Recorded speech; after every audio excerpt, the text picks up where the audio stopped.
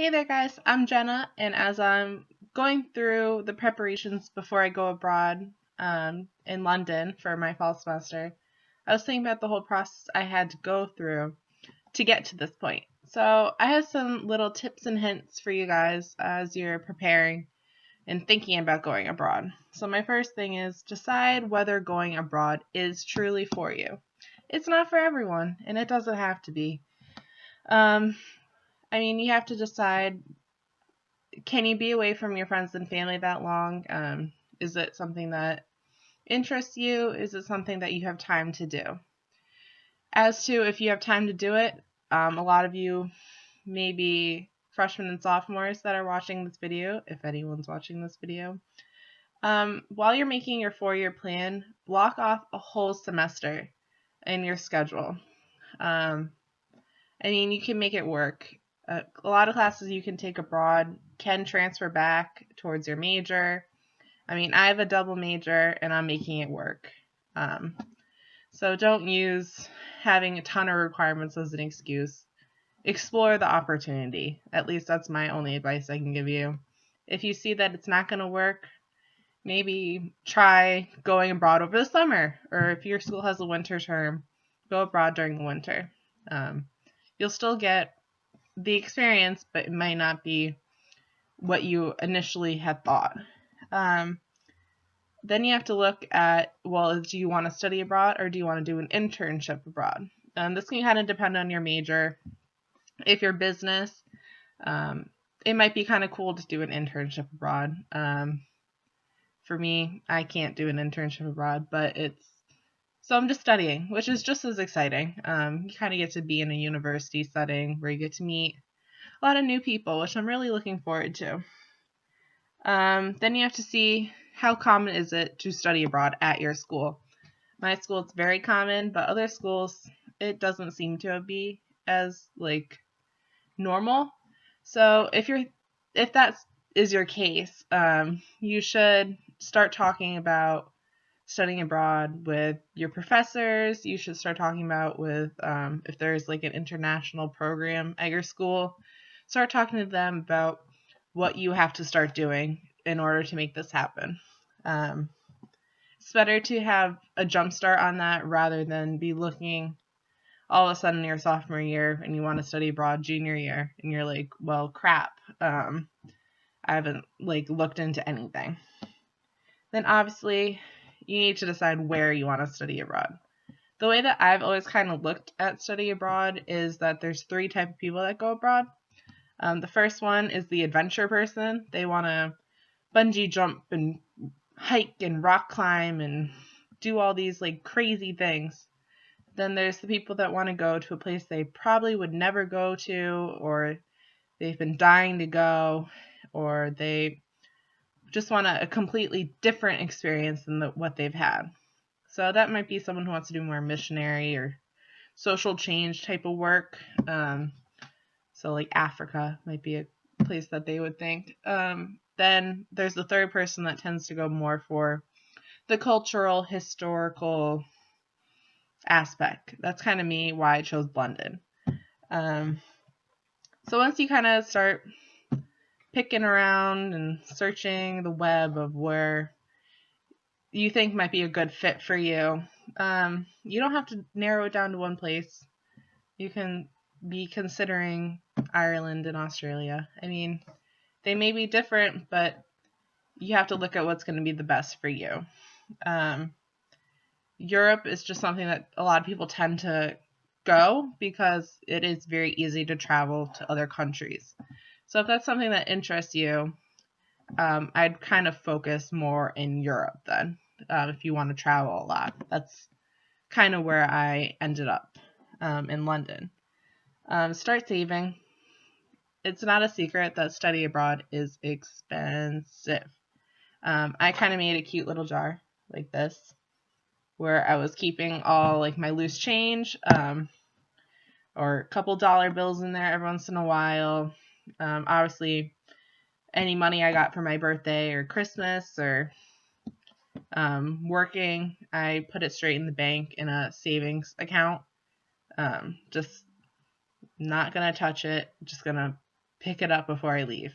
So it'll be nice to have that nice chunk of change, but I wish I had started saving earlier. Because I start looking at all the stuff I want to do, and I'm like, well, I'm going to have to decide what's really the best for me. Start making bigger purchases before you go.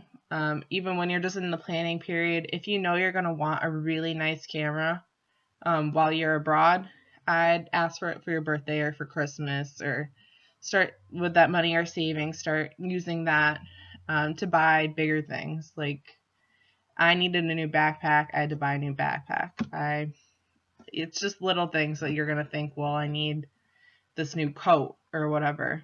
I'd start making purchases like that even when you're just planning on going abroad and while you're through the application process, because if you're likely going to get accepted, it's not very hard to get accepted into a study abroad program. That you're going to want to start making bigger purchases so you're not waiting for them later on. Kind of along with that, making bigger purchases and bigger planning pieces. If you don't have a passport already, I would jump on it ASAP.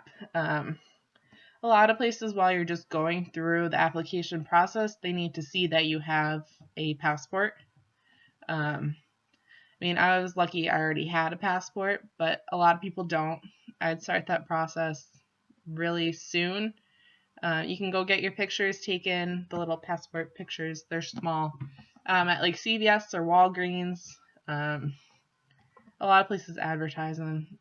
Even post offices do it. It's not that hard. Just go get the picture, fill out the forms, send it in. You're not going to want to have to be worrying about where's the passport later on. The best advice I can also give is to talk to people who have gone abroad. It might be kind of awkward at first going up to someone being like, I heard that you studied abroad in Spain. Can you tell me about it? These people are going to want to talk about where they studied abroad and why they chose where they went, what they loved, what they didn't like, what they wish someone had told them. This is the best thing you can learn from, because this is like firsthand accounts of what you could be experiencing. I mean, when I was talking to people who studied abroad, I kind of was like absorbing everything they told me, because I knew this was stuff that I should be considering while I'm going through the application process. The application process itself, it kind of varies on where you're going and your school and your program. Kind of depends on your school system too also. But the only thing I'm going to tell you is watch those deadlines. You don't want to be all of a sudden realizing that you have one day to fill out this huge chunk of application stuff.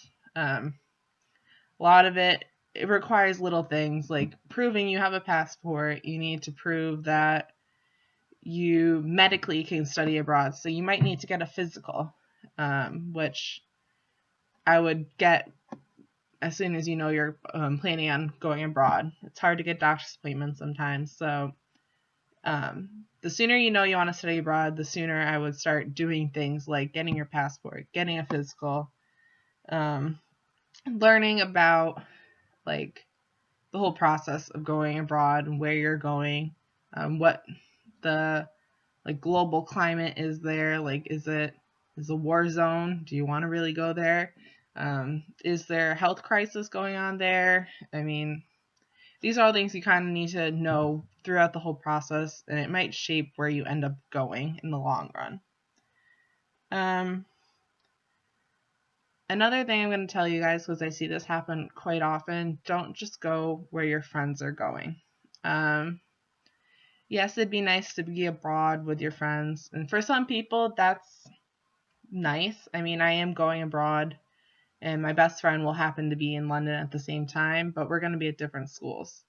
But I see big groups of friends go together, and one friend might have wanted to have gone to Ireland, but the group as a whole decided Italy. So you need to kind of do what you want to do in the long run. You don't want to regret. I mean, you're not going to regret going to Italy, but you're not going to want to regret later down the road that you didn't do what you wanted to truly do. But yeah, I mean, I'll be doing a lot more videos as I'm going through. I'll probably think of other things that I wish I had known throughout the planning process, but my next video will probably be more preparing on going abroad, packing, which I have to tackle today, because I'm leaving in a couple of days now. Well, actually a couple weeks, but it's gonna seem like days.